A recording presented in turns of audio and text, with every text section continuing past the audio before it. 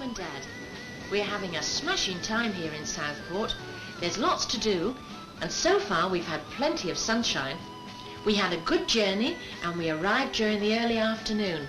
I've so much to tell you, I hardly know where to start. On Sunday, we decided to take one of those open-top bus tours. We thought it would be a good way of finding out where all the entertainment places are. After all, we don't want to miss anything if we can help it.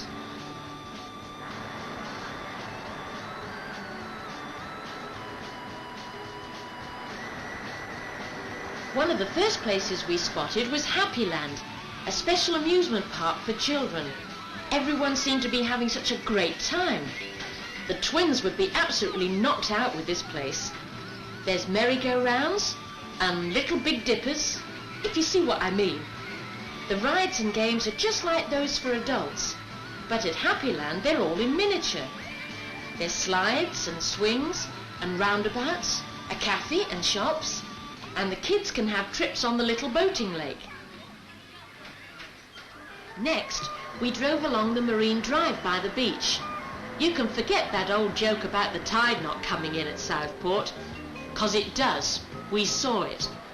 Mind you, there's a pretty long beach here, almost 7 miles we've been told. It's so firm that pleasure flights operate from it.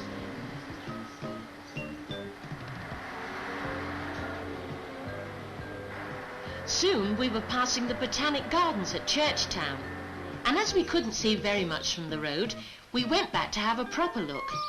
It's not a big park, but it's very pretty. There's a museum with some interesting local exhibits, and then, in the park itself, there's an ornamental lake, and one of the few ferneries in the country which is open to the public. By the way, you know how Grandad's always going on about his brass band music? Well, he'd be really made up. There are outdoor concerts in the park every Sunday during the summer, and if it rains, they just transfer them indoors. Before we went back to the town centre, Chris suggested taking a look round Churchtown village, and it was well worth it. Churchtown's the old part of Southport. It's hard to believe that you're still in a comparatively modern town when you see the lovely old thatched cottages, just like pictures they put on lids of chocolate boxes. The open-top bus tour takes you from one end of Lord Street to the other, and what can you say about it that hasn't already been said before?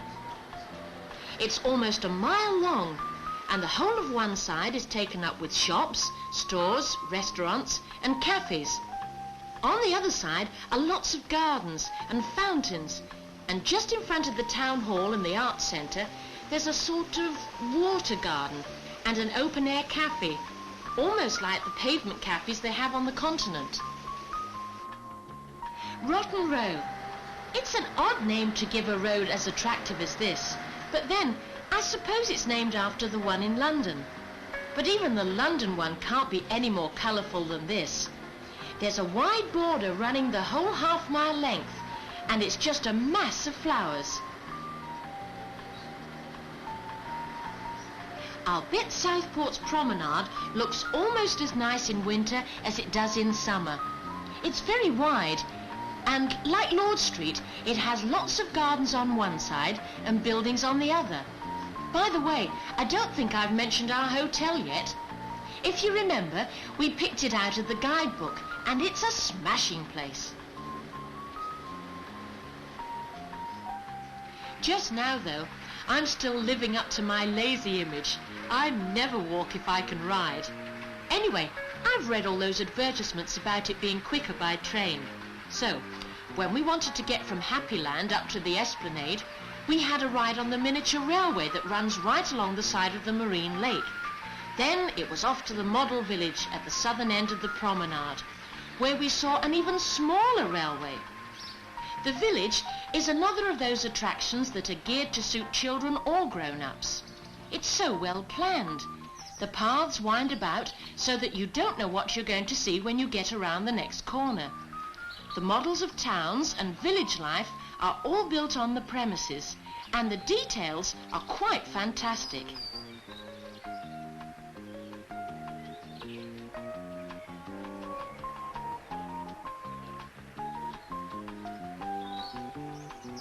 Chris is all right in the water, but when it comes to sailing, she's not so good.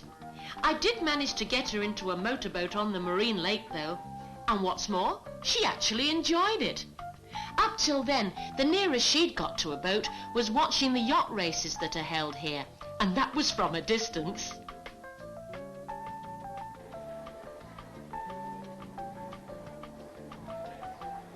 Up to now, we've only been window shopping. We're saving the actual spending bit until the end of the holiday. But even just browsing can be fun here. Most of the Lord Street shops and stores have overhanging verandas, and there are covered shopping arcades. So, even if it rains, you don't have to get wet. We haven't had time for more than a quick look round the rest of the town centre shops. There's so many of them, but we're working on it. I reckon Southport has one of the best shopping centres there is, and we're not going to have any problems when it comes to buying presents. Unless, of course, we run out of cash. I'm working very hard on my tan. That's if you can call lying in the sun work. And most of it's been done at the outdoor swimming pool. A lot of other people seem to have the same idea. But it's a very big pool, so there's plenty of room. And if you just want to watch, there's spectator seating for about 3,000. There's a modern indoor swimming bath too, with a special learners pool and a balcony for spectators. And if that's not enough water, then take a look at the children's paddling pool in Princess Park near the model yacht pond. We spent practically the whole of yesterday at the fun fair, Pleasureland, and talk about a thrill a minute. I can't remember when I had so much fun. We started off on the sky ride and worked our way around the dodgems, the big wheel, cyclone coaster, hobby horses, you name it, and it'll be there. Or at least, that's how it seemed to me. We didn't even have to go outside the fairground to get something to eat. There's plenty of cafes and snack bars inside the ground, so you can get anything from a quick cuppa to a full meal.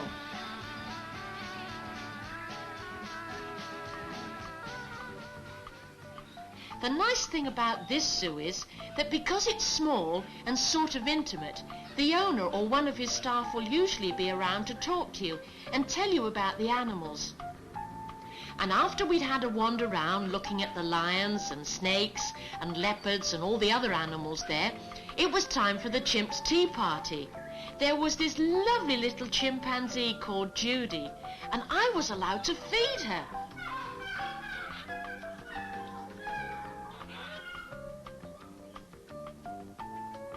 Just about 5 miles from Southport, there's Martin Mere, the Wildfowl Trust. You know, I never realised before just how interesting birds can be. And I can see now why people take up bird watching as a hobby. You can either wander about or view from an area in the visitors centre, a sort of log cabin building, which also has an exhibition hall, a cinema and an education centre.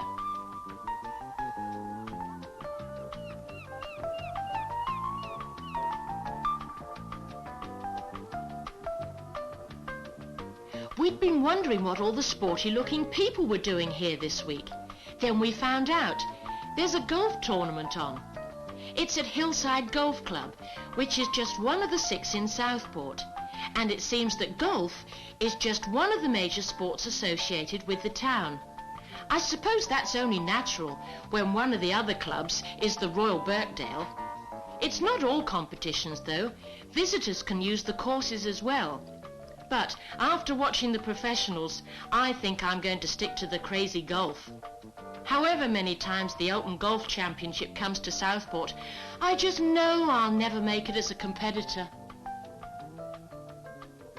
Another well-catered-for sport is bowls, and Dad, you would love playing on the fine bowling greens in King's Gardens. What a pity we didn't bring Diana with us on holiday. We could have entered her in the Rosebud contest. It's a beauty contest for little girls, and it takes place in the Floral Hall Gardens on Friday afternoons. The little girls take it very seriously. They're introduced by Auntie Connie Crichton, and she has a short chat with each one, just like the big girls on the telly. 2 winners are picked each week during the heats, and then there's a final at the end of the season. Last night at the disco, we met a couple of lads, and they dared us to enter the English Rose Beauty Contest, but neither of us had the nerve. In this contest, the girls have to parade first in afternoon dresses and then in sportswear, which I suppose could be anything to do with sport, but this week they all chose to wear swimsuits. Again, 2 heat winners are picked each week, and they appear in the final in the Floral Hall, which is a gala occasion with all the girls wearing evening dresses.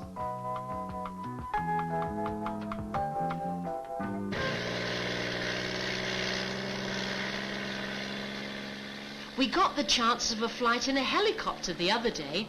Actually, we were both a bit scared, but we agreed to go, and once we got going, I forgot all about being nervous.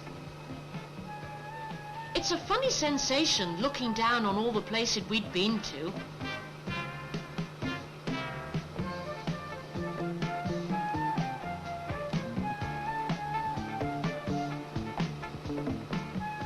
The pilot took us all over the entertainment area, and we couldn't miss spotting the pier. After all, it's 3/4 of a mile long. From up there, you can see how big the marine lake really is.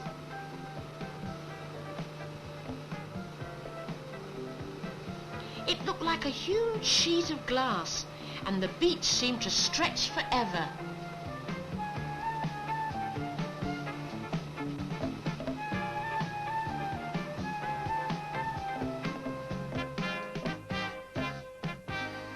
As soon as it starts to get dark, the fairy lights are switched on along the promenade and in the trees on Lord Street. There's something different each night in the Floral Hall. We saw the music hall review, and we've been to the summer show in the Southport Theatre. The hall and the theatre are joined together to make one big complex, and there are plenty of bars. We went to watch the wrestling on Wednesday, and we're going again next week. It was such a good laugh.